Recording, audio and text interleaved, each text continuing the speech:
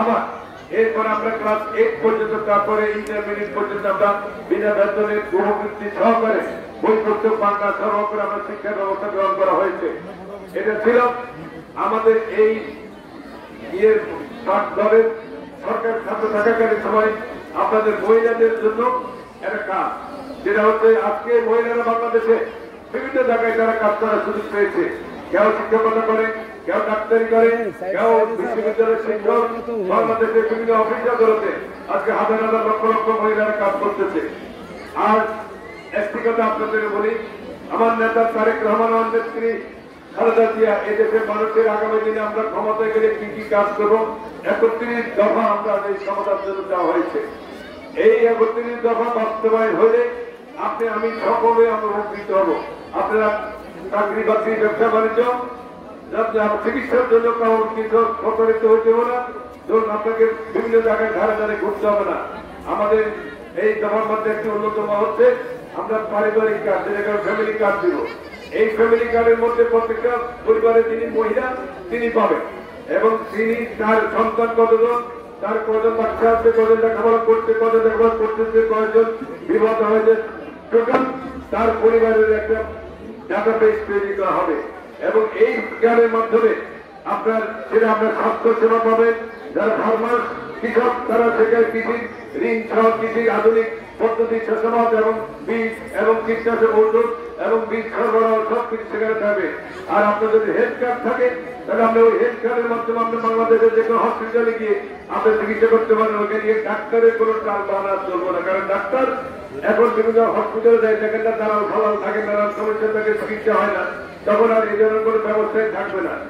সর্বোচ্চভাবে দুর্নীতি এবং অপকর্মের সাথে যারা জড়িত থাকবে তাদের বিরুদ্ধে কঠোর আইন করা হবে। আইনের মাধ্যমে আর কোনো মার্কার থাকবে না, এখানে রেহাই পাওয়ার কোনো উপায় থাকবে না। আর এরপরে আরেকটি কথা, সেটা হচ্ছে চাকরির নিশ্চয়তা।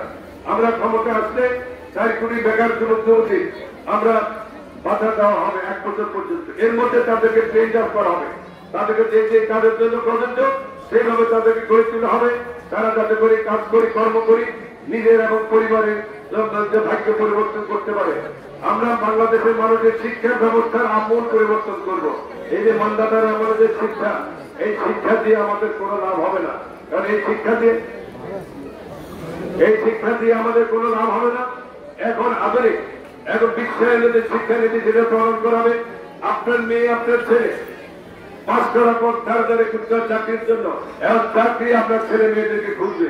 আমরা যে আধুনিক পদ্ধতির শিক্ষা দেবো, ওই শিক্ষার মাধ্যমে নতুন নতুন কর্মসংস্থান হবে, এবং এই সমস্ত কর্মসংস্থানের জন্য আমরা যেভাবে যে শিক্ষার মাধ্যমে বাংলাদেশের উন্নতি হবে, দেশে বিদেশে গিয়ে তারা তাদের সংসার চালাতে পারবে, তাদের সেই ব্যবস্থা করা হবে।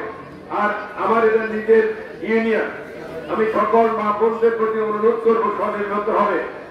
আমার এই ইউনিয়নকে আমি মাদক মুক্ত করতে চাই। আর এই ব্যাপারে আপনারা আমাকে সাহায্য সহযোগিতা করতে হবে। আপনার সন্তান, আপনার দেবর, আপনার ভাই, আপনার স্বামী, এরা যদি কেউ এই ধরনের অপরাধের সাথে জড়িত থাকে, কারণ একজন মাদকের কারণে আমার পুরো এলাকা নষ্ট হয়ে যায়। বিগত দিনে আমাদের এই অঞ্চলটা ছিল একটা মাদকের একটা সাম্রাজ্য। এই এলাকাটা আপনার পুরোপুরি নষ্ট করা হয়েছে। আমরা তত্ত্বাবধায়ক সরকার আসার পর, হাসিনা বিদায়ের পর আমরা চেষ্টা করছি। এরপরে কিছু জায়গায় ঘটনা ঘটে, আমি আশা করি আগামী দিনে আপনারা সকলেই যদি সর্বাত্মকভাবে সাহায্য সহযোগিতা করেন, এই এলাকায় আর কখনো মাদক ব্যবসায়ীরা, মাদক সেবনকারী, মাদক সরবরাহকারী আমরা এই এলাকার থেকে একদম এটার যে শিকড় আছে শিকড় আমরা নির্মূল করে ফেলবো। আমাদের সুস্পষ্ট কথা। এরপরে আপনারা দেখবেন আরেকটি বিষয়, সেটা হচ্ছে আমাদের এলাকায় মানুষ শান্তিতে বসবাস করতে চায়। 2-4-5 জন আছে, একজনের মধ্যে ভেদাভেদ আছে, আবার সালিশ দরবার করে। সালিশ আমাদের কোনো লোক করবে না, নিজ দলীয় কোনো লোক সালিশ করবে না। সালিশ করবে ইউনিয়ন পরিষদ, এখানে না হলে হয়েছে আমাদের উদ্দেশ্যে আমাদের দৈশা ওনারা কোর্ট কাছারি করে ওনাদের কাছে যাবে। আমাদের কোনো দায়িত্ব না গ্রামে গঞ্জের টাকা জমি এমনি সালিশ টলিশ করা। এটার সাথে যারা সম্পৃক্ত তাদের বিরুদ্ধে আমি ব্যবস্থা নিব। কোন সালিশের জন্য সম্পৃক্ত হওয়া যাবে না আমাদের।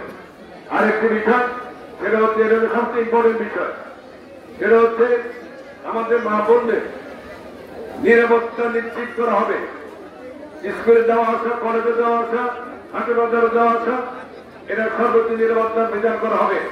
এবং আমাদের দেশে হলে সবচেয়ে বেশি মানুষদেরকে নিরাপত্তা আমাদের এই অঞ্চল, এই এলাকায় কোন রকমের বেআইনি অস্ত্রধারী, কোন রকমের বেআইনি কর্মকাণ্ডের সাথে যারা জড়িত থাকবে, আমার টেলিফোন 24 ঘন্টা খোলা থাকে। আমার মা বোনেরা, আপনারা টেলিফোন নম্বর নিয়ে যার যার এই ধরনের ঘটনা আপনি আমাকে জানাবেন।